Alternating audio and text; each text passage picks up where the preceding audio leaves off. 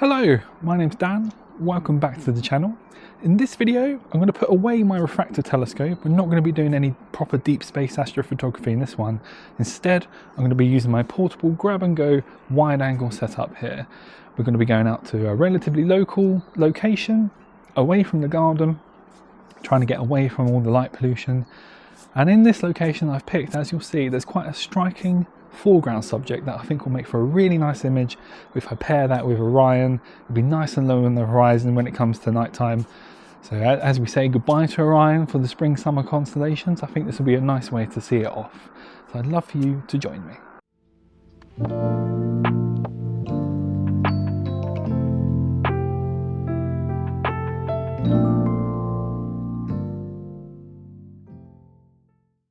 I have gone over this portable rig setup in a previous video, but I'll just do a quick recap here to explain the equipment I'm using.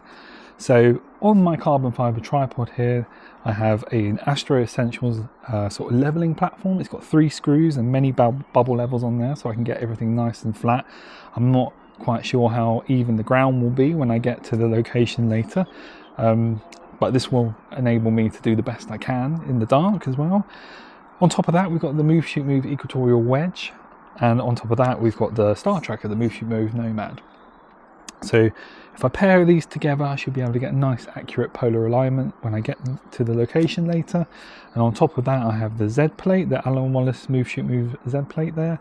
This means I get to put a ball head on, as I have, and adjust this camera in any angle I like, keeping things nice and level while still tracking the stars. So this setup's quite handy and really convenient as well, because the actual plate itself has got like angle markings for rotation and 2 bubble levels as well to make sure things are nice and level.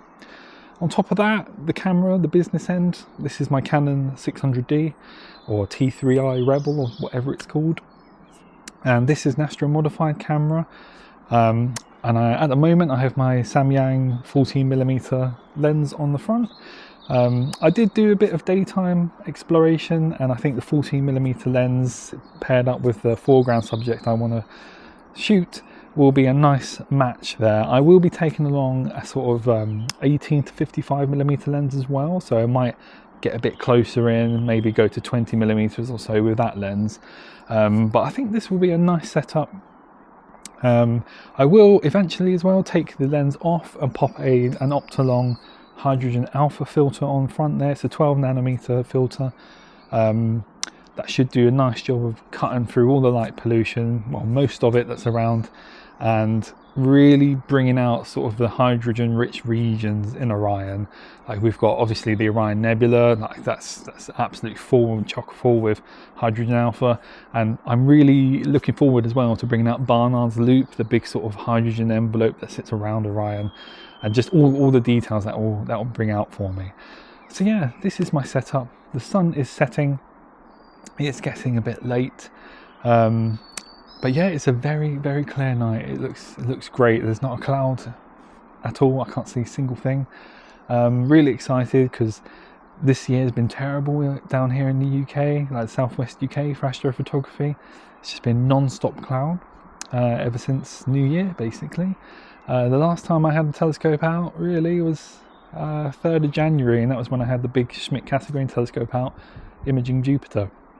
So really excited for this, especially as I mentioned, like Orion will be disappearing from our night sky soon, and it's my favourite constellation, so I'm really keen to get as much time as I can with it, and this will be a great little setup as well.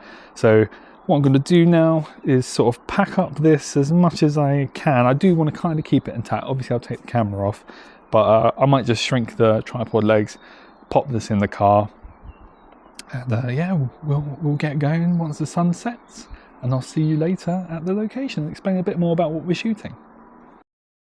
Okay, so we've made it to the location, and it is Coate Water Park in Swindon. Now, interestingly, it's a very nice park anyway during the day, and we visited this place before, and it's always nice for a walk. But interestingly, I'm not sure if you can see this in the dark, but right in front of me is a lake, well, like a large pond. It's bigger than a pond, smaller than a lake. I don't know what you call that. But hopefully if I shine my torch, you might be able to see excellent. Headlight has just run out of battery. You charge everything except from the one thing you don't think about. That's brilliant, isn't it? Let me try my other light. You can just about see it.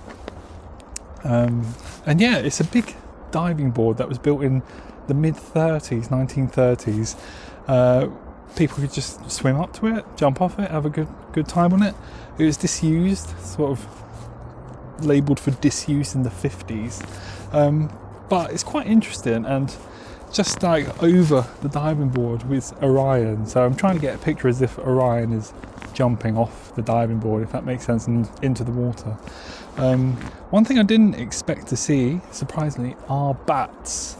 Yes, there's an annoying bright light there, but I'm trying to, I can't do anything about the light, so I'm trying to use that as a way to light the foreground, if that makes sense. I thought I might have to do some light painting with a torch, but that seems to be doing the trick. And in the light I can see quite a few bats, so I'm glad they're over there and not near me. It's quite surprising really, you don't really encounter bats that often in the UK. Yeah, I mean they look quite chonky as well, so I'm glad that they're sticking over there. Let's see if I can light up the diving board. That's a bright light. Not sure if that's coming through anymore. Maybe that's coming through. Perhaps I'll visit in the day and show you actually what it looks like in the day, because it's really nice. I recommend if you're in the area to visit it one day. There's a little shop there as well where you can get ice creams and stuff.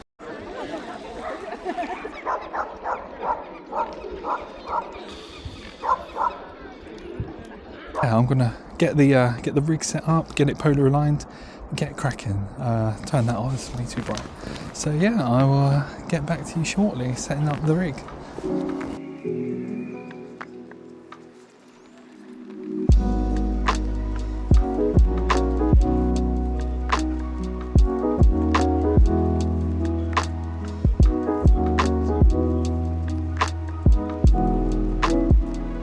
Okay, so I've got the camera doing its job over there.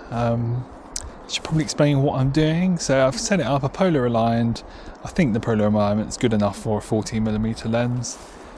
Use the laser and the little scope on the tracker, so it should be fine. So I'm doing 45-second exposures. That seems to come out okay on the histogram for here. I've had to knock the ISO down a bit though because of that big light I showed you earlier. But yeah, I'm doing 45-second exposures. I'm aiming for about 20 of those. And then I will pop out the lens and pop the hydrogen alpha filter on and aim to get a few exposures from that as well. I'm not sure how many. This is the first time I've used that filter. I have to say it's a bit creepy out here on my own. You've got the bats flying around, which I'm not feeling great about. Plus I do see the occasional light. I've met a few dog walkers, that's okay. Yeah, it's not the safest of areas. It could be better, so I'm trying not to stay out here too long. Probably just get the one image. Yeah, it's going pretty well so far. It's not too chilly. Still got my hat on though. But yes, I'll get back to you in a bit.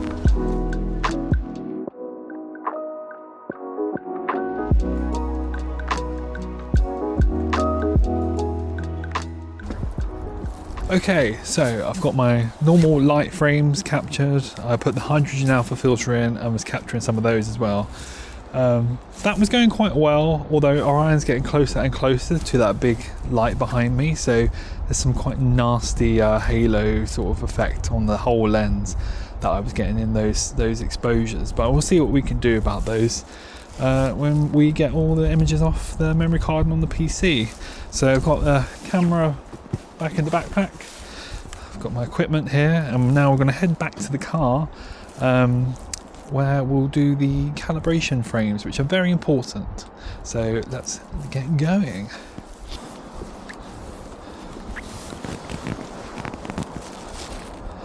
Okay, so I did say we were going back to the car to do calibration frames. However, I did get back to the car, and in the car park, let's just say there were some unsavoury characters hanging around quite near my car. So I thought, you know what, I'm just gonna chuck my tripods and my bag in the back and go home and take the calibration frames where it's a bit safer. Yeah, so we're home now, back in the garden. So what I have here, I've got my big Jackery battery. So I've turned that on now, and I have a Pegasus Astro sort of flat panel. There's a button on the back where you can vary the brightness of the panel. I think I have this set pretty low, but that's okay. You don't really need it too bright. And what I'm going to do is I'm going to take the lens cap off of this. So this still got the hydrogen alpha filter in there, and it's a bit awkward really because the shape of the lens isn't flat, if that makes sense. There isn't like a flat.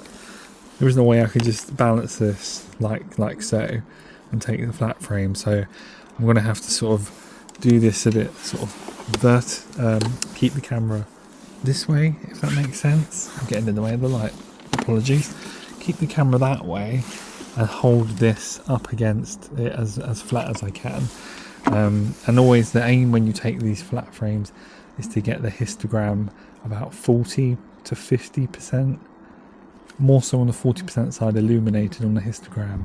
And I've got the intervalometer as well, so I just set that to do 20 exposures of that, and then I will pop that hydrogen alpha filter out, put the lens back on. So this is a bit of a backwards way of doing it really. If you're being very strict and doing things properly, you should I should have taken some flat frames while I was out, before I put the hydrogen alpha filter in, but you know, I didn't do it, so we're just going to live with the consequences of my actions.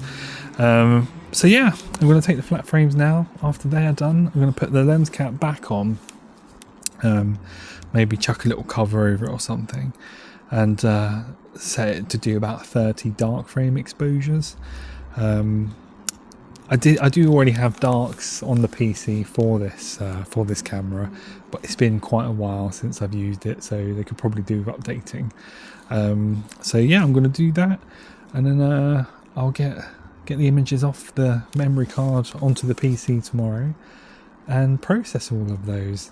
Hopefully the image comes out all right, and if so, I will share it shortly.